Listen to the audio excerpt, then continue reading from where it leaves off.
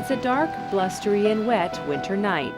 Downtown lights light up soaked sidewalks and people go about their evening routine. But as the night wears on and most of us return to the comfort of our homes, hundreds of people tough it out on the streets. Nowhere to go, nowhere to call home. Then we have medical dental over here. And by the light of day, Jerry knows it hasn't been all that long since he was one of those people. A few months spent on the streets in late 2010, he now has a place to live and is going back to school. But for the time from November on to February, I had to be looking for what I needed, where to eat, where to sleep.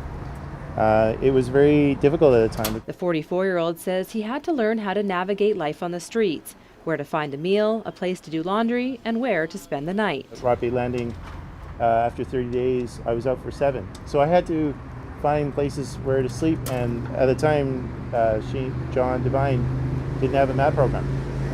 So I had to figure out where I was going to sleep, and it was a really tough choice. And while all of that was going on, something was in the works behind the scenes that would have made Jerry's life a lot easier. It's lightweight and fewer than 20 pages, but the street survival guide is exactly what Jerry would have needed. Just the fact that I would have had everything right in front of me instead of having it all in my head or, hearing it from various people. Newly printed and available to those who call the streets home, the survival guide has it all.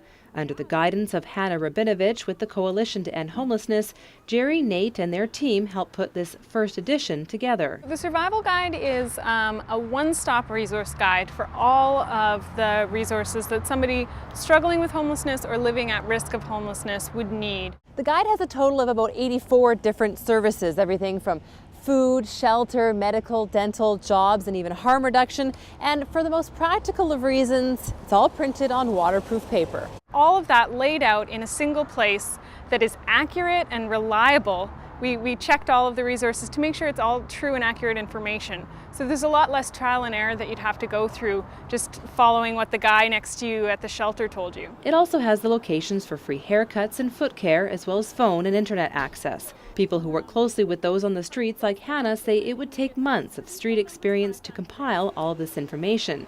Accurate information that sometimes can get lost in translation. So you've already physically walked, because most of the time if you're homeless you don't have a means of transportation. You've walked there, you're tired, maybe you've carried your baggage around with you, and you've just been told there's no food, and perhaps missed another meal somewhere else. So it can really get down on a person, and often will prevent them from trying to re-access that same resource later. For the guys behind the guide, even guys like Nate Moss, who has never experienced homelessness, working on it has been rewarding. It made things so much easier. It eliminates it eliminates all the necessary steps that they have to go through when they wake up in the morning, when they're in a vulnerable situation. And as 1,000 copies hit the streets and word gets out, they'll likely have to print even more.